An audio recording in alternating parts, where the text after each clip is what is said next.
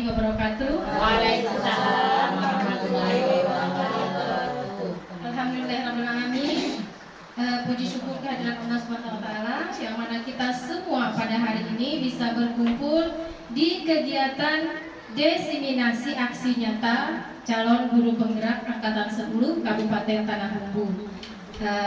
Mungkin ada yang belum kenal, nama saya Chandra Hayati. Ulun di CGP itu fasilitatornya Ibu Indah Eko Cahyani dan pengajar praktiknya Bapak I Gusti Ngurah Lanang Wira Ahmadja yang kemarin sudah datang ke sini untuk pendampingan individu tentang budaya positif ini. Ada yang mau berpendapat dulu budaya positif itu apa? Boleh, Bunda? Kebiasaan yang baik, Bu. Silakan, Bunda. Mau keren bagus. Aktif. Budaya positif adalah, kalau menurut saya ya, budaya positif adalah perbuatan baik yang bisa kita lakukan, kita budayakan kepada anak-anak didik kita agar kedepannya menjadi anak yang berakhlak, berbudi pekerti, dan tentunya menjadi anak-anak yang cerdas, ceria, dan mandiri di kedepannya nanti. Terima kasih Bunda Herna. Budaya positif tadi Bunda Herna menyampaikan terkait dengan karakter perbuatan yang baik, yang positif, yang dibudayakan di sekolah supaya anak-anaknya menjadi cerdas, ceria, dan berakhlak mulia. Ya. Baik, kita lihat. Nah, di sini budaya positif adalah sistem nilai-nilai. Berarti ada nilai yang harus dilaksanakan. Kemudian keyakinan dan kebiasaan. Kan kebiasaan, budaya adalah menjadi kebiasaan yang berpusat pada murid dan diterapkan di lingkungan sekolah. Nah, tujuannya untuk membantu murid berkembang menjadi, nah tadi yang disampaikan Bunda, bertanggung jawab, mandiri, dan berkarakter mulia. Karakter mulia ini luas, banyak, tapi di sini dirangkum saja dengan narasi karakter mulia. Ciri-ciri utamanya, pertama, menumbuhkan rasa hormat dan penghargaan. Jadi kalau anak sudah terbiasa bersikap positif, dia akan memiliki rasa hormat pada guru, menghargai teman, tidak akan ada lagi yang membuli, mengejek, atau tidak patuh pada guru. Kemudian mendorong murid untuk bertanggung jawab atas tindakan mereka. Bila mereka melakukan kesalahan, otomatis mereka bertanggung jawab untuk memperbaiki kesalahan tersebut. Nah, di sini nanti peran guru bagaimana mengarahkan murid untuk bertanggung jawab atas tindakan mereka. Kemudian menciptakan lingkungan belajar yang aman dan nyaman. Tentunya kalau semua warga sekolah sudah terbiasa bersikap positif, pastinya lingkungan belajar akan aman dan nyaman. Dan memfokuskan pada pengembangan karakter dan keterampilan sosial murid. Pengembangan karakter sudah dibahas juga tadi di definisi. Keterampilan sosial ini maksudnya berkaitan dengan karakter mulia tadi juga. Bagaimana bersikap dengan teman, bagaimana bersikap dengan orang yang lebih tua, dengan guru, dan lain-lain. Kemudian juga menggunakan disiplin positif. Ya, di sini juga poinnya adalah disiplin positif. Kita lanjutkan, di dalam budaya positif itu membahas tentang keenam pokok bahasan ini. Jadi modulnya itu 120 halaman. Ya, bisa dibayangkan. Budaya positif ada 5 posisi kontrol guru, kemudian kebutuhan dasar manusia, segitiga restitusi, teori motivasi dan hukuman, keyakinan kelas, disiplin positif, dan nilai kebajikan. Mungkin tidak semua nanti akan saya sampaikan, poin-poin tertentu saja ya. Nah, ini kebutuhan dasar manusia. Ada 5. Bertahan hidup, cinta dan kasih sayang, kebutuhan penguasaan, kebutuhan kebebasan, dan kesenangan. Bisa kita bahas satu-satu. Kebutuhan bertahan hidup itu bersifat fisiologis, artinya pemenuhan fisik untuk bertahan hidup, misalnya kesehatan, rumah, makanan, minuman, itu jelas. Itu kebutuhan fisik, kebutuhan biologis. Sebagian dari proses reproduksi termasuk kebutuhan untuk tetap bertahan hidup. Komponen psikologis pada kebutuhan ini adalah kebutuhan akan perasaan aman. Jadi utamanya adalah kebutuhan fisiologis, pemenuhan fisik, tapi di situ ada juga kebutuhan psikologis yang mencakup rasa aman. Kebutuhan rumah itu kan termasuk dengan dari rasa aman. Kalau kita tidak punya rumah, lalu hati rasa was-was setiap bulan memikirkan sewa dan kontrakannya. Nah, itu termasuk rasa aman. Tapi di sini terkadang kalau kita kaitkan dengan kegiatan pembelajaran di kelas di sekolah, tidak jarang murid itu melakukan sesuatu tindakan karena kebutuhan bertahan hidupnya. Harus kita gali nanti. Kemudian kebutuhan cinta dan kasih sayang. Di sini kebutuhan akan hubungan dan koneksi sosial, kebutuhan untuk memberi dan menerima kasih sayang, dan kebutuhan untuk merasa menjadi bagian dari suatu kelompok, merasa diterima di kelompok. Kemudian juga keinginan untuk tetap terhubung dengan orang lain, seperti teman, keluarga, pasangan hidup, teman kerja. Ada juga seni binatang peliharaan dan kelompok di mana kita tergabung. Dalam kebutuhan cinta dan kasih sayang ini, itu lebih ke pemenuhan kebutuhan psikologis, dan ini lebih mudah untuk dilihat karena sering terlihat dalam tingkah anak-anak itu, apakah dia membutuhkan hubungan teman atau mungkin ada permasalahan di hubungan keluarganya. Kalau pasangan hidup belum ya anak-anak ya. Ini mungkin gurunya. Binatang peliharaan juga mungkin. Ada kucing, mungkin burung atau ikan hias. Di situ nanti bisa kita lihat. Kemudian kebutuhan penguasaan. Apa ya kebutuhan penguasaan? Di sini adalah kebutuhan untuk memperoleh kekuatan untuk mencapai sesuatu, menjadi kompeten, menjadi terampil, diakui atas prestasi, didengarkan dan memiliki harga diri. Ini meliputi keinginan untuk dianggap berharga, bisa membuat sesuatu yang berbeda, membuat pencapaian, diakui dan dihormati, termasuk self-esteem, kepercayaan diri. Jadi di kebutuhan penguasaan ini termasuk dalam pencapaian prestasi.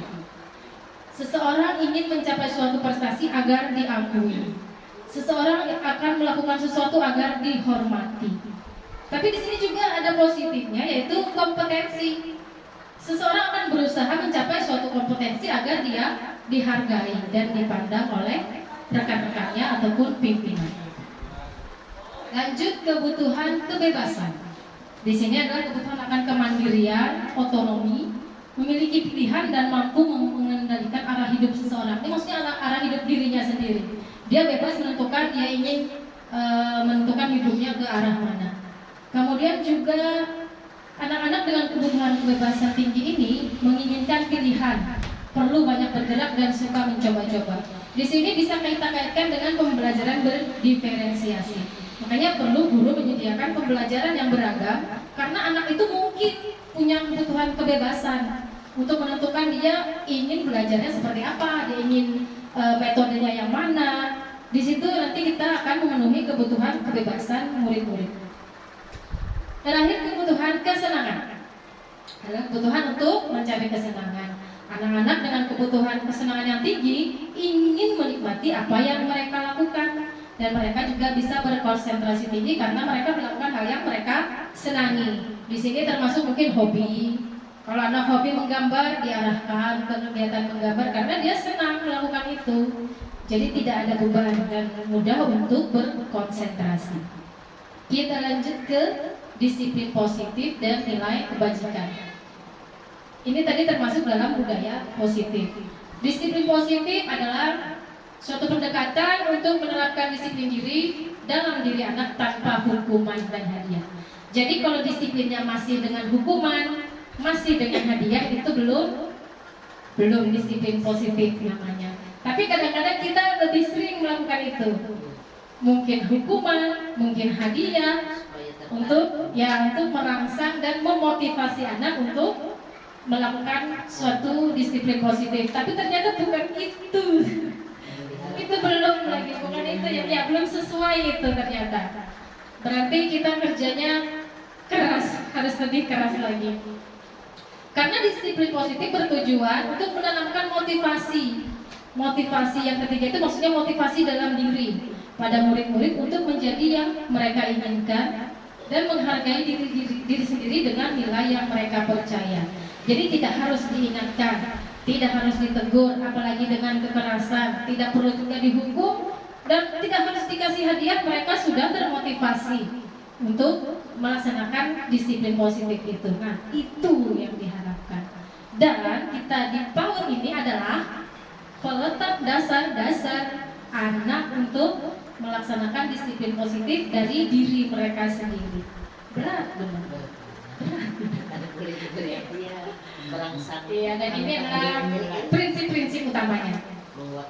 Prinsip utamanya menghormati anak sebagai individu yang unik dan berharga. Makanya kita perlu menggali lebih dalam. Kenapa anak ini melakukan kesalahan, kebutuhan apa sebenarnya yang dia ingin penuhi. Lanjut lagi, membangun hubungan yang positif dan saling percaya. Kalau guru membangun hubungan yang positif, insya Allah anak akan percaya. Dia tidak akan, nanti aku dimarahin bunda, bunda ini ngapain? Bunda mau marahi aku ya? Tidak. Kalau dia sudah percaya kepada bundanya, dia mau. Meskipun bukan murid di kelas kita, dia akan tetap percaya. Kemudian memahami perilaku anak dan membantu mereka menemukan solusi yang positif. Jadi guru hanya membantu menemukan solusi. Yang menemukan solusi siapa? Anak sendiri. Guru hanya membantu, menuntun, kemudian memberikan pilihan dan kesempatan untuk belajar dari kesalahan. Nah, ini yang penting. Kita memberikan pilihan pada anak untuk belajar dari kesalahannya sehingga dia tidak akan mengulangi lagi. Kemudian mengajarkan anak keterampilan hidup yang penting seperti pemecahan masalah, komunikasi dan kerjasama. Ini keterampilan hidup yang penting. Artinya yang paling penting itu bukan kecerdasan matematika, bahasa atau seni, anggaplah ya, tapi pemecahan masalah, komunikasi dan kerjasama. Itu nanti bekal yang akan dibawa oleh anak ke jenjang pendidikan selanjutnya. Untuk nilai kebajikan ini banyak sekali kalau ingin dijabarkan. Karena itu adalah sifat-sifat positif manusia yang merupakan tujuan mulia yang ingin dicapai. Nilai-nilai kebajikan menyatakan bahwa setiap perbuatan memiliki satu tujuan. Kemudian mengaitkan nilai-nilai kebajikan yang diyakini seseorang, maka motivasi intrinsiknya akan terbangun dan menggerakkan motivasi dari dalam. Mungkin Bunda ada yang ingin berpendapat karena sangat banyak. Coba siapa yang bisa menyebutkan nilai-nilai kebajikan kira-kira apa? Satu saja. Masing-masing satu nggak dapat berapa. Nilai kebajikan kira-kira apa ya? Nilai universal yang dipercaya oleh seluruh umat manusia bahwa itu adalah baik. Mungkin ulun kasih satu contoh tanggung jawab misalnya. Kan seluruh dunia sepakat bahwa tanggung jawab adalah baik. Ada lagi Bunda? Mungkin di sini? Nah, Bunda, udah dulu. Kejujuran. Mantap. Terima kasih Bunda. Bunda Rima boleh? Disiplin. Ya Bun? Disiplin. Tanggung jawab. Bunda Haji Nani? Banyak sekali. Apa ya? Bersyukur, menghargai, saling menghormati. Alhamdulillah. Banyak sekali. Mandiri juga nilai kebajikan. Saking banyaknya tidak bisa ditulis satu-satu di sini. Ya. Nah, ini kita sampai ke 5 posisi kontrol guru. Dalam menerapkan budaya positif, dalam menerapkan disiplin positif, guru punya 5 posisi kontrol yang bisa menjadi pilihan. Kita lihat posisi penghukum. Posisi penghukum. Oh ya, tidak ada. Berarti di sini aja. Posisi penghukum ini berkaitan dengan hukuman fisik. bukan memukul. Kalau memukul itu KDRT, bukan KDRT, pelanggaran HAM, kena pasal kalau memukul, kekerasan. Penghukum itu berkaitan dengan fisik, itu maksudnya suruh lari lapangan, suruh apa ini namanya, squat jump atau push up, itu untuk anak-anak yang lebih tinggi tingkat pendidikannya. Suruh bersih-bersih aja. Bisa juga, itu juga hukuman secara fisik sebenarnya. Tapi itu bisa positif kalau kesalahannya memang sesuai. Dia memang membuat kotor, ya kan konsekuensinya membersihkan. Nah itu boleh seperti itu. Kemudian juga penghukum itu juga secara verbal. Apa namanya? Kalau orang Banjar menyambati, memarahi. Nah itu juga termasuk penghukum juga, dan bersifat menekan. Karena tujuan dari penghukum ini adalah agar ya dengan sekali teguran itu anak sudah jerak, tidak akan lagi melakukannya. Ingin instan lah. Kemudian yang kedua, membuat rasa bersalah. Di sini guru akan membuat orang lain, atau dalam hal ini kita kaitkan dengan murid, merasa tidak nyaman, merasa bersalah, merasa rendah diri, bisa dengan kata-kata yang lembut, atau gurunya dengan mata berkaca-kaca gitu kan. Yang ini kenapa suka lawan bunda? Karena bunda disari ke Bu Haji. Anggaplah seperti itu. Nah, jadi anaknya, aku membuat bunda sedih. Nah, itu kan jadi dia timbul rasa bersalah. Tapi apakah itu efektif untuk membuat anak melakukan disiplin positif? Yang ketiga, sebagai teman. Sebagai teman ini, guru mengontrol melalui persuasi, artinya penjelasan, kemudian bisa negatif, bisa positif. Kenapa? Karena bisa berfungsi positif dulu ya, bahwa anak akan merasa dia dan guru sejajar gitu. Guru bukan atasannya atau bukan seseorang yang harus ditakuti. Dan anak mungkin akan patuh dengan saran dan argumen dan persuasi yang disampaikan oleh guru. Tapi bisa juga menjadi negatif bila ternyata pada suatu saat guru itu tidak ada. Anak akan, mana ya bundaku tadi, mana ya temanku tadi? Atau mungkin pada saat itu guru tidak melakukan posisi kontrol sebagai teman, anak akan merasa, ternyata bunda bukan temanku. Nah itu negatifnya. Kemudian posisi sebagai pemantau. Pemantau di sini mengawasi, bertanggung jawab atas perilaku murid dan peraturan dan konsekuensi. Di sini guru akan seringkali mengingatkan kepada anak bahwa apa konsekuensinya, apa peraturannya, peraturan di sekolah apa, peraturan di kelas apa.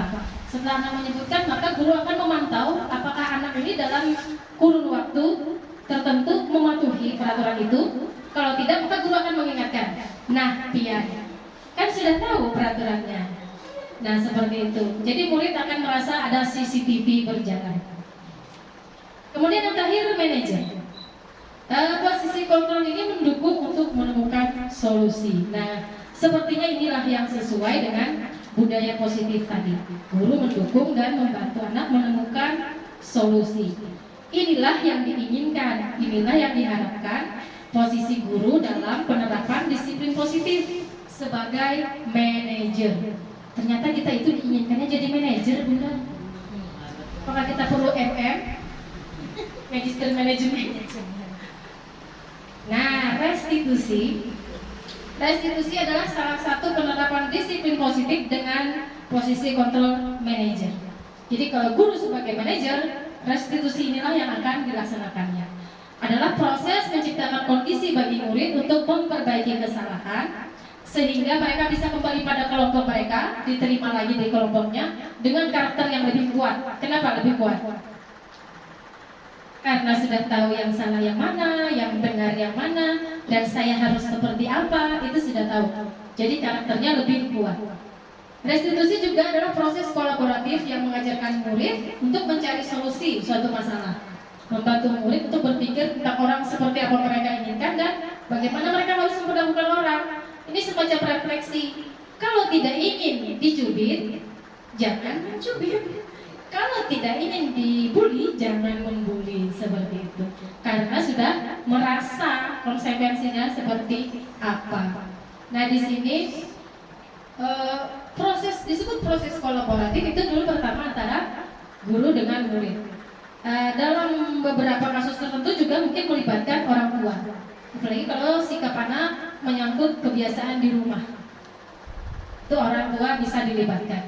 Juga kolaborasi itu bisa, misalnya murid itu yang bermasalah itu berdua, mereka berkolaborasi untuk menemukan solusi.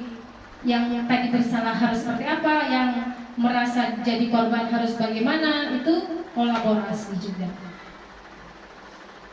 Ciri-cirinya, restitusi itu bukan untuk menebus kesalahan. Ya. Karena kalau disebut menebus kesalahan masih ada identitas anak itu bersalah. Dia tidak akan menjadi orang yang sukses, tidak akan menjadi karakter lebih kuat bila dia masih merasa dirinya, oh aku bersalah, aku membuat kesalahan. Namun untuk belajar dari kesalahan. Jadi kesalahan yang dibuat itu bukan untuk terus-menerus diulang-ulang kepada anak bahwa kamu telah salah, kamu telah berbuat salah, kamu salah, tidak. Tapi untuk belajar dari kesalahan itu. Kemudian restitusi memperbaiki hubungan anak dengan murid dengan guru, hubungan murid dengan sesama temannya, juga dengan orang tua. Restitusi di sini adalah tawaran bukan paksaan. Jadi dalam redaksi restitusi tidak ada guru itu yang seperti Vin ini aja lah, kayak gini bagus, ini aja kan nggak ada seperti itu. Jadi anak itu yang memilih sendiri dia ingin seperti apa, memperbaiki kesalahannya. Dengan begitu maka dia akan merasa ikhlas hati melakukannya. Dan restitusi juga menuntun untuk melihat ke dalam diri. Nah ini nanti bisa guru mengarahkan ke anak untuk lebih memperbaiki dirinya agar tidak lagi melakukan kesalahan itu. Restitusi ada 3, makanya disebut segitiga restitusi. Pertama, menstabilkan identitas. Apa ya itu ya? Di sini mengubah identitas anak dari orang yang gagal karena telah melakukan kesalahan menjadi orang yang sukses. Bukan berarti sukses sudah melakukan kesalahan, bukan. Sukses telah menemukan solusi dari kesalahannya. Sukses telah bisa memperbaiki kesalahannya. Di situ disebut menstabilkan identitas anak. Kemudian memvalidasi tindakan yang salah. Di sini kita mengenali dulu tujuan dari setiap tindakannya yang berhubungan dengan kebutuhan dasar manusia tadi. Makanya disampaikan di awal kebutuhan dasar manusia. Kira-kira kalau ada anak yang suka mencubit temannya, suka mengganggu teman walaupun tidak berniat jahat, kira-kira kebutuhan apa? Nah dari dasar itu baru kita melakukan restitusinya. Kemudian juga menanyakan keyakinan. Keyakinan di sini berhubungan dengan nilai-nilai kebajikan atau keyakinan kelas. Kalau misalnya kelas sudah membuat keyakinan kelas, bisa disampaikan ke anak kira-kira nilai-nilai keyakinan kelas apa yang sudah dilanggar olehnya. Misalnya harusnya keyakinan kelas itu keluar pada saat jam istirahat, tapi dia sudah keluar sebelum jam istirahat. Tapi guru tidak menyampaikan, anak sendiri yang oh iya bunda, guru saya tadi ini keluar sebelum jam istirahat. Nah, itu anak sendiri yang menyebutkan.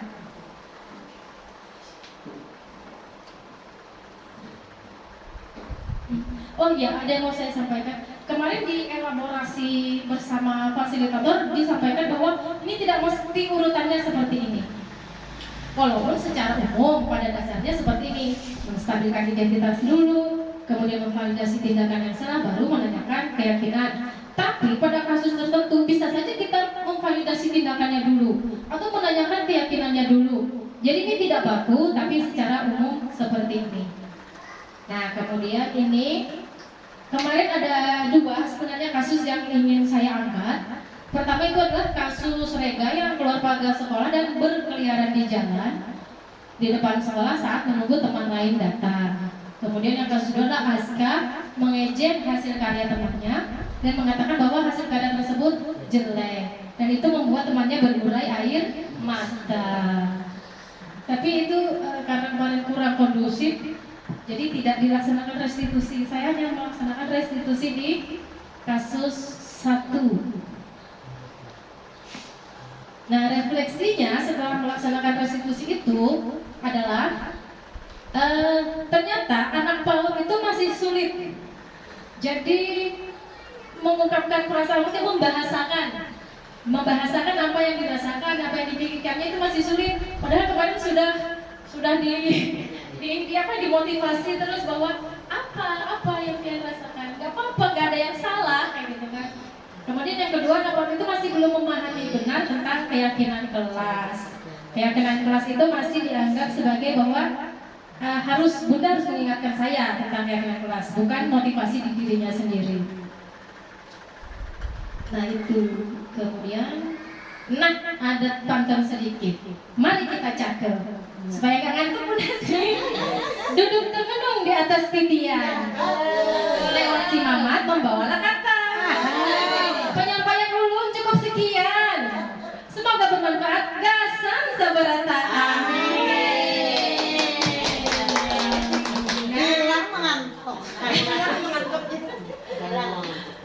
Mohon maaf, ice breaking-nya nggak ada saatnya. Oleh kita berdiri dulu semua, Bunda-bunda. Kita ice breaking yuk, berdiri dulu semua.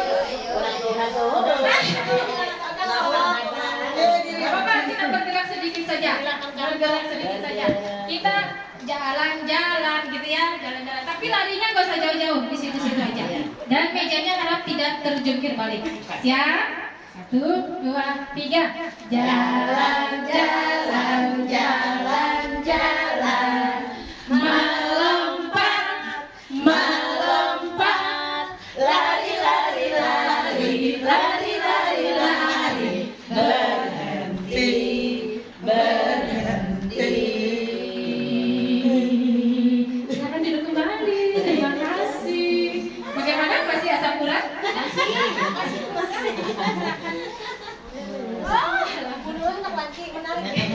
Ini 2 kali kan, Nek? Kira tadi. Baik Bunda, demikian tadi penyampaiannya. Mungkin ada beberapa hal yang mengganggu pikiran agar tidak terbawa ke alam mimpi. Silakan ditanyakan nanti kita diskusikan bersama-sama ya Bunda. Silakan Bunda. Ada yang mau mencatatkankah ya pertanyaannya? Notulen siapa ya? Bu Herna ya? Bu Herna aja catatan, kita tolong Bu Herna pertanyaan sama jawabannya ya. Biar nanti dimasukkan ditambahkan di PPT-nya. Boleh bertanya Bunda, silahkan.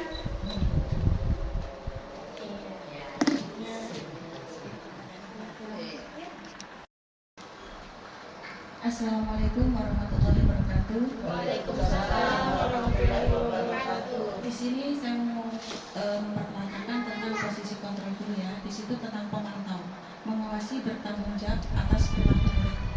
Nah, gimana kalau seandainya itu kan ada murid nih, kita kan sebagai guru kan mengawasi kan. Nah, tapi kalau seandainya murid itu melakukan di luar sekolah atau di dalam sekolah sini, nah pas kebetulan anak itu mengajak temennya, yuk kita ngambil sesuatu nih, barang. Nah terus dia itu ngambil. Nah habis itu setelah dilihat atau setelah dilihat-lihat itu ternyata dari keluarganya juga seperti itu. Jadi mungkin itu dari orang tua, dari keadaan orang tua atau kayak gimana, jadi anaknya itu meniru perlakuannya anak itu seperti itu. Nah itu untuk mengawasi kita sebagai guru tuh kayak gimana? Itu saja, terima kasih. Kesalahannya dilakukan di sekolahnya juga, terus di luar itu iya juga, karena pas waktu itu ada istilahnya itu laporan gitu kan, Bu itu kan satu temannya itu kan satu kelas, informasinya itu satu kelas dan informasi itu jadi temannya itu, jadi main di rumahnya juga seperti itu. Nah terus kita sebagai guru itu mengawasinya kayak gimana? mereka bertetangga. Iya, mereka itu bertetangga. Terima kasih. Terima kasih pertanyaannya Bunda Guru. Sambil duduk ya. Anak melakukan kesalahan mengajak temannya Dari informasi yang didapat, riwayatnya, sikapnya seperti itu juga di lingkungan rumah. Dan bahkan dari orang tuanya juga seperti itu. Yang Bu Nurul tanyakan, pemantau, posisi pemantau. Yang dimaksud posisi pemantau di sini adalah guru itu mengawasi setelah anak melakukan kesalahan. Bukan berarti guru mengawasi anak 24 jam sampai ke rumah-rumah. Tidak. Tapi informasi seperti tadi penting untuk kita menggali kebutuhan dasar yang mana yang ingin dipenuhi anak dengan mengajak temannya melakukan kesalahan seperti tadi. Kalau perlu dirinci kesalahannya apa ya? Diajak ngapain? Anak itu gini, temannya itu diajak, yuk kita ngambil nih. Nah, kan namanya anak-anak, jadi dia itu mengajak mencuri ya, mencuri makanan dan juga barang. Contoh, ini ada kan uang di sekolah, di tas temannya, ayo kita ambil. Itu bahkan di kelas pun bisa ngambil itu atas aduan dari temannya tadi. Nah, gitu. Nah, sedangkan kita pas waktu itu dia tuh pinter, anak itu pinter untuk mencuri dari pengawasan seorang guru gitu. Nah, ya jadi supaya saya tuh ngambil. Nah gitu. Nah itu di sekolahan juga dan juga di rumah menurut informasi begitu. Jadi di rumah juga, di sekolahan juga, barang juga itu. Karena sudah biasa melakukan. Ya, baik, terima kasih. Berarti kalau menurut bunda-bunda semua, dengan anak ini, pertama dulu kesalahan pertamanya adalah mencuri. Yang keduanya mengajak teman. Yang ketiga, kok bisa tanpa sepengetahuan bunda? Ini agak berat sebenarnya. Kira-kira kebutuhan apa ya anak ini? Kebutuhan dasar yang mana ya dia?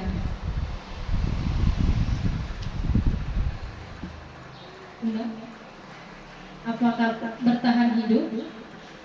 Mungkin ya bertahan hidup. Kira-kira kondisi di rumah seperti apa ya? Kurang lebih Bang. Iya. Kira-kira bertahan hidup ada. Jadi dia memerlukan makanan itu. Iya. Atau kalaupun uang dia perlu juga Bisa juga untuk karena membeli dia mau sesuatu. kebiasaannya tidak mau. Iya. Mungkin bisa. Nah didukung lagi dengan kebiasaan di rumah dan perilaku orang tua yang merupakan contoh yang sangat Kurang baik. Kan yang beberapa ya beberapa cepat dicontoh oleh anak. Mm-mm. Apakah jika dia memerlukan ini Cinta dan kasih sayang.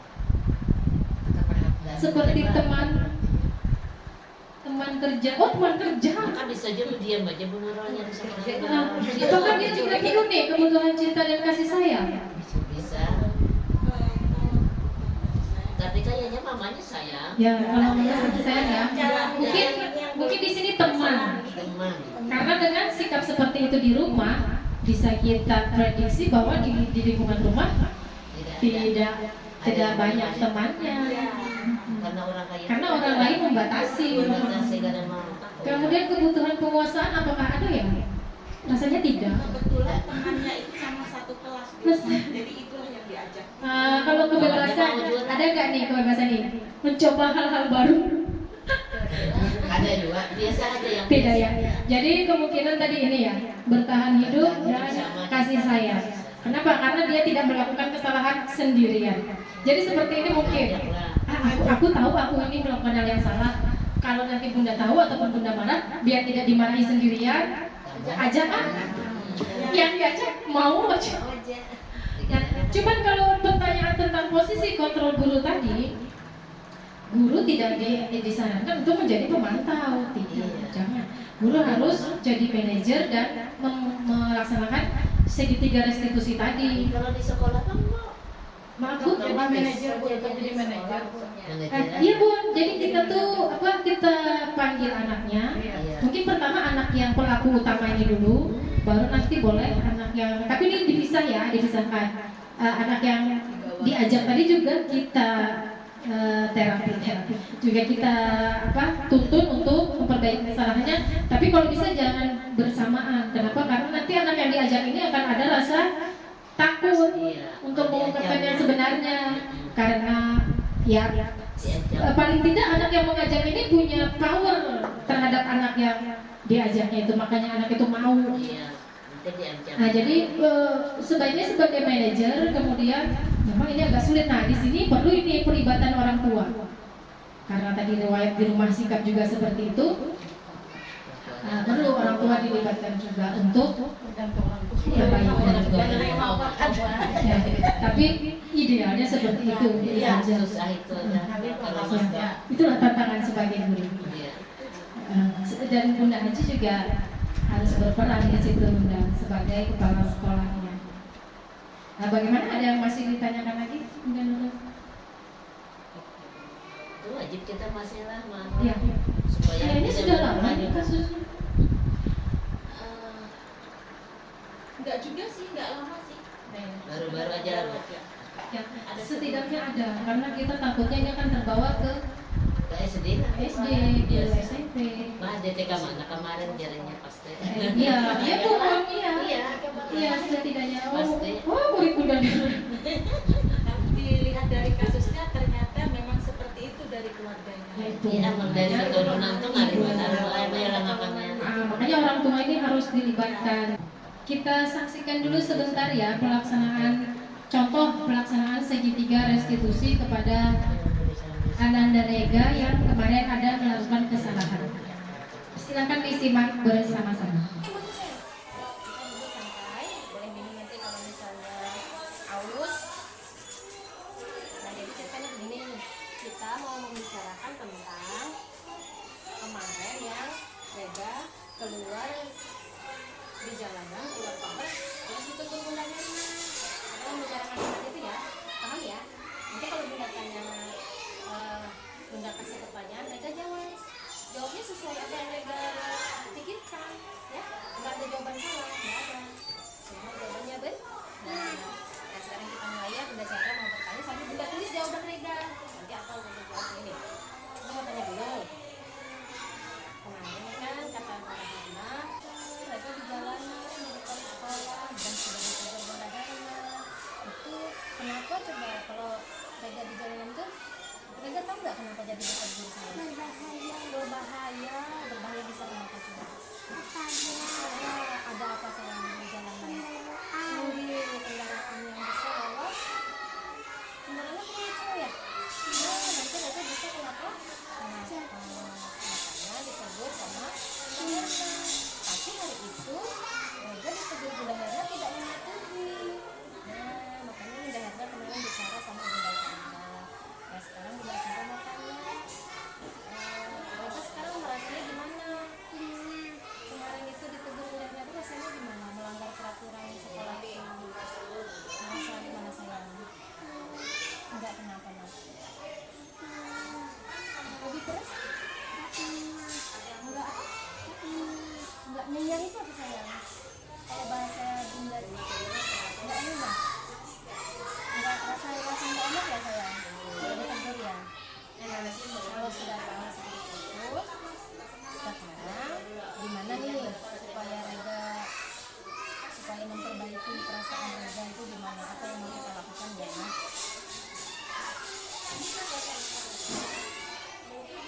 Gimana?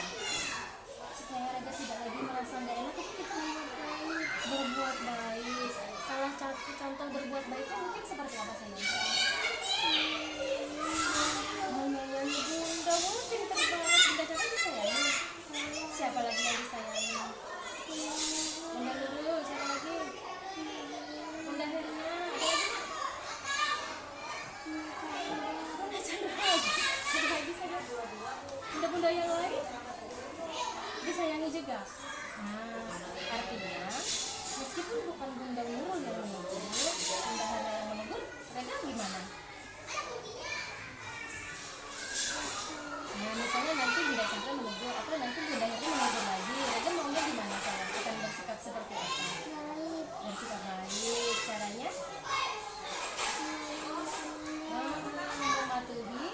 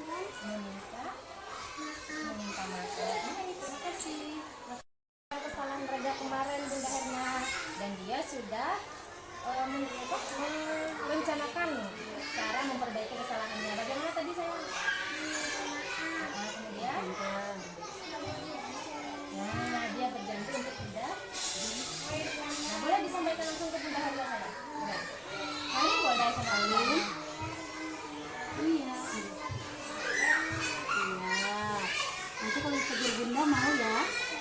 Iya. Iya. Terima kasih aja, Reda. Bye-bye.